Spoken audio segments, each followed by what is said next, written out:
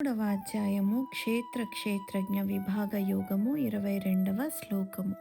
ఉపద్రష్టానుమంతా చ భర్తా భోక్తా మహేశ్వరః పరమాత్మేతి చాప్యుక్తో దేహేస్మిన్ పురుషః పరః.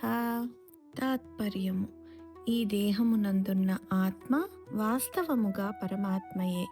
అతడు సాక్షిభూతుడగుట వలన ఉపద్రష్టాయనియు, యథార్థ సమ్మతినిచ్చువాడగుట వలన హనుమంత అనియు, అన్నింటినీ ధరించి పోషించువాడు అగుట వలన భర్త అనియు, జీవరూపములో భోక్త అనియు, బ్రహ్మాదులకును స్వామి అగుట వలన మహేశ్వరుడు అనియు, శుద్ధ సచ్చిదానంద ఘన స్వరూపుడగుట వలన పరమాత్మ అనియు పిలువబడుచున్నాడు. పరమాత్మ తత్వము గురించి ఈ శ్లోకంలో తెలుసుకోగలము. ప్రతి జీవిలోని పరమాత్మ ఒక్కరే అయినా శరీరంలోని త్రిగుణాల భేదం వలన పరమాత్మ తత్వం 5 రకాలుగా ఉంటుంది. అవి ఉపద్రష్ట, హనుమంత, భర్త, భోక్త, మహేశ్వరుడు.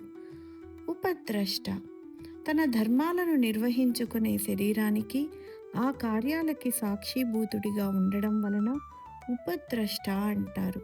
చిత్రగుప్తుడు ఏ విధంగా అందరి పట్ల తటస్థ భావంతో ఉండి పాపపుణ్యాలు వ్రాస్తాడో, అదేవిధంగా అన్ని ఘటనల పట్ల తటస్థ భావాన్నే చూపుతాడు.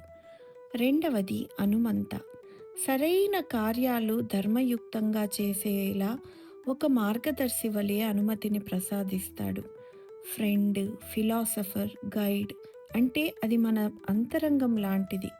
ఒక యువకుడు మొదటిసారి సిగరెట్ తాగేటప్పుడు అంతరంగం హెచ్చరిస్తుంది. దాని మాట వినకుండా ఎప్పుడైతే చెడు పని చేయడం మొదలు పెడతామో అప్పుడు అంతరంగం కూడా నెమ్మదిగా మందలించడం మానేస్తుంది. ఇది మనం తెలుసుకోవాలి. మూడవది భర్త.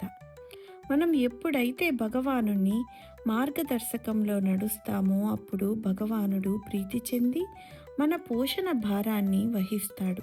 అందువలన పరమాత్మపై అత్యంత ప్రేమ ఉత్పన్నమై సమాధి స్థితికి రాగలము.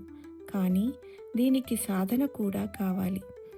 కరోనా ప్రపంచాన్ని వ్యాపించినప్పుడు మానవజాతి భగవద్గీత యజ్ఞంలో పాల్గొని సమయాన్ని సద్వినియోగపరుచుకునేలా ఆ భగవానులే మనకు దారి చూపారు. రామకృష్ణ పరమహంసను తత్వవేత్తగా చేయడానికి హిమాలయాల నుండి తోతాపురి మహారాజ్ని దక్షిణేశ్వర్కు రప్పించి కాళీమాత ఆయనకు మార్గదర్శకురాలు అయినది. నాలుగవది భోక్త. సారూప్యత చెందిన జీవాత్మ భోక్త అనబడుతుంది. మన అంతరాత్మ చెప్పిన మాట ఎల్లవేళలా పాటించాలి. మనలో 2 స్వరాలు వినిపిస్తుంటాయి.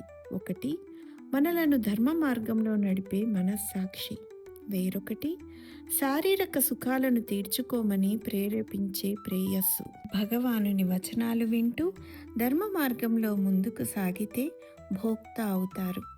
పరమాత్మ. ఐదవది పరమాత్మ చెంతనే ఉండి ఆయనను తనలోనే ఉంచుకోగలిగే వ్యక్తి. ఐశ్వర్య సంపన్నుడైన పరమాత్మ ఇన్ని భూమికలు పోషిస్తూ చైతన్యవంతుడై అందరిలో నిలిచి ఉంటాడు. మనలని ప్రేరేపిస్తూ ఉంటాడు.